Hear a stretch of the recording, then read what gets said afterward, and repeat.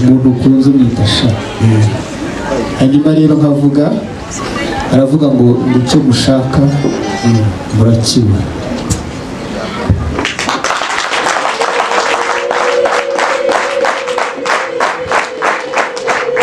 Rero nanjye mubwire ijambo ni ryiza rwose. nanjye mubwire ngo icyo nshakaho urakibura.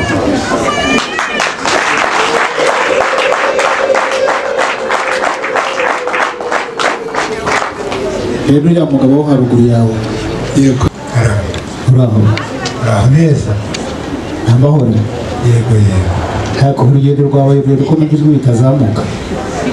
oya se rurerure, ahubwo nakwiteguye kugira ngo usubize abambajije. ese uracyari umukire nka kera Yego. cyangwa biruva? oya, ndacyari ngaho. ndacyari umukire nka kera. ndacyari umukire nka kera. Yego.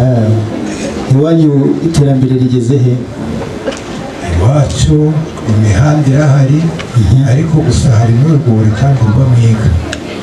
iwanyu mwabonye umuriro? Yego. subiza uriya mugabo mikoro. niko esiripi Karameri. hajya uwagira impuhwe. Yego. uramutse ufite nk'umukobwa nk'uwo wavuze iwacu, Yego. ukaza kumusaba umujyana mu muriro, Yego. ubwo kuko twamubaho.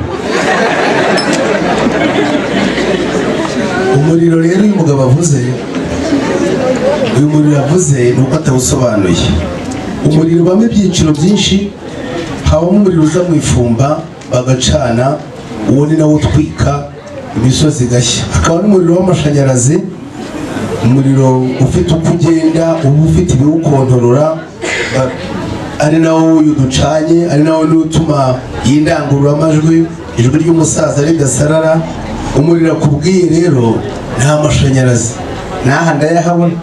ubwo rero umutwimyo waba uturenganyije kuko n'ahandi arahari. nteruriye ariko reka ngise bazabikurikirana. hanyuma ndagira ngo ngire icyo nongeraho uyu munsi. abari hano batabikoze turaza kubahemba mu kanya, ntabwo biba ibyuma. ntabwo ngo uriya musaza w'umugore uwuhe urenga umwe uhereza ukukira akira ukurikije aho wicaye. shyira impumu bazishize. sindangururamajwi ku nyuma, hanyuma turangurure tuvuge. nibyo. nta mahoro. amahoro. iwanyu se ubu mwabonye amazi? amazi arahari. ubu muvoma hafi? ariko amazi ijambo ni irya mbere. ubwo ba minisitiri babikemura. ese ahantu muvoma hafi siriviyo, ariko nanjye nabibonye kare rata, ariko ntinda kubivuga tukajya tuganira mbona nabibonye kare rero bavuga hano. rero umugeni ntabwo ari ifu ku isoko, ndabizi. si za nyanya bazunguza, ndabizi. si wa muntu ufata ngo genda. Yego. burya niyo n'amasaha yanageze. Yego. ariko ishingiye uko mbizi. Yego. cyangwa uko nabyumvise. Yego. hari umurimo we yaratembereye ajya Uganda, ajya yatinda yarareba, ariko amaze kubona uko hameze, arebye n'aho yaturutse hano iwacu i Rwanda. Yego. atera indirimbo araririmba. ivuga ndi niyo haba heza te, burya nta gihugu cyaho tuba. indirimbo warayumvishe? ndarayumvise. niyo ari ibyo wakora byose, Yego. nta cyakuraho umuco. ntacyo. niyo byaba saa 12 z'ijoro, niyo byaba saa 8 z'amanywa, Yego. ariko hari ikintu kidahinduka. Yego. ndi kumwe n'abasaza hano rero. Yego. reka n'undi musaza mugenzi wanjye nawe kuganiriza, nushaka nawe ubwo mwegeranye aho niyo bavuga. nanjye ngendeye ku muntu. yewe ntawe ubura nayo we. uraho neza. Erega Imana ntimubura. Adatanye se neza no kwegera namuguriye. Iyo muguze biraguhenda. Guhera ubuntu. Hanyuma rero hamwe n'umuryango mwagendanye. Yego.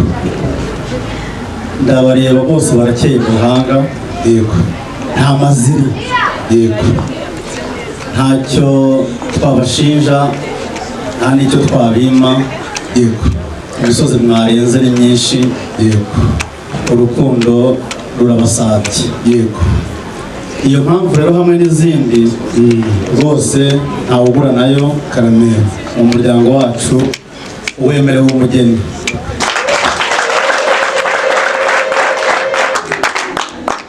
Nyuma yo kumukwemerera rero, yego, duheruka ubwo tuganira mu cyiciro cya mbere cy'ubudehe. Ese mwaba mwarazamutse mu ntera? Ibintu bitatu biranga umuntu usaba umugeni. Icya mbere ni ukuba ari umunyarwanda asaba umunyarwanda. Iby'abanyamahanga ntabwo mbizi. Icya kabiri, umuntu usaba umugeni agomba kuba afite amaziri uzahabwa agaciro mu muryango. Gufasha ducunguze uburyo mwete urakagira ibyo ishurije bwose bakaba bareze ibyo. Ahubwo mugeranwa n'ibintu bitatu kugira ngo ducunguze uburyo mwete. Yego. Hari inzoga. Yego. Hari ijambo. Hari wakwemera gusaba mu muryango ko ari yasi. Yego. Muri ibyo bitatu wakwemera. Wanyemerera gusaba nasabye aho unyemereye umugabo nani yo kugira ngo baye ese none ko baye ntarabonye intwaro. Urakagira Imana. Karameri. Umusozi wa Kanyarira urawuzi? Umusozi wa Kanyarira. Angereka nse nk'ugejuru. Yego. Izina ry'umuryango. Yego. Iwacu kwa Rirasi. Yego. Kubona ungana gutya, kubona ukeye. Yego. Kubona ubyara abakobwa. Yego.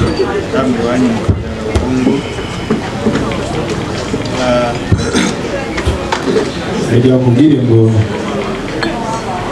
izina ry'umuryango Eliasi no mu izina ry'umuryango wanjye bwite tukwemereye umugeni ariko ntabwo tukwemereye impano. Kimwe. Karame ikintu bwo gushima. Ntabwo nagutuma nawe urabizi.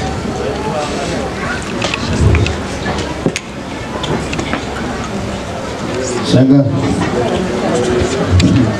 amago mukiye kugomba baradushimira ko bahaye inzira.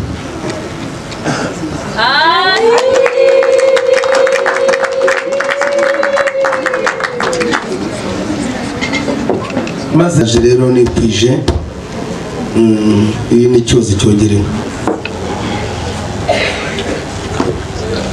Dushubije ku isuka koko oya nabasubiza ku isuka se nabibasha. Dushubije ku isuka kweli oya iyo ni rugori rw'ababyeyi, iyo ni cyozi cyogera inka, iyi ni rugori rw'ababyeyi, ntabwo mbashubije ku isuka. nuko yego ziravumera. Iyi ni imfashamwazi.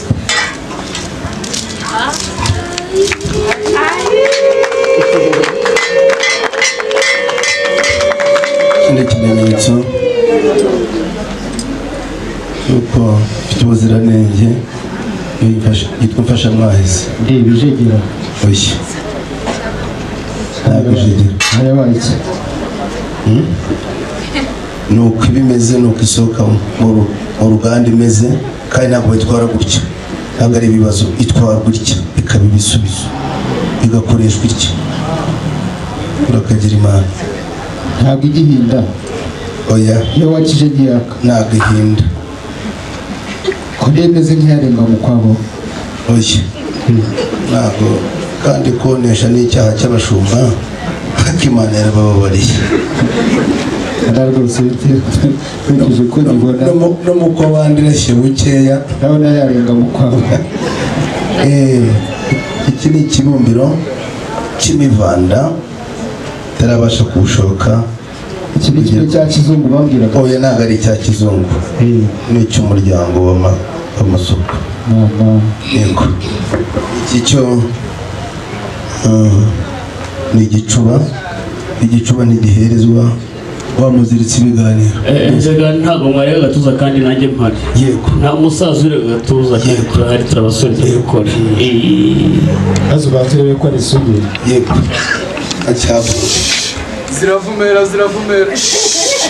Uzaza unebera umugenda nta mizamba y'igirikane zaserutse ije iwacu rwankubito y'imanza. Nuko ziravumera. Zataje iwacu.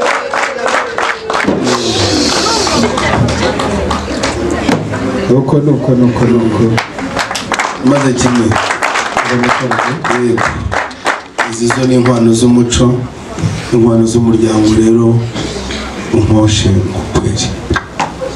genda mu nteko hariya urakagira Imana. komeza utekane.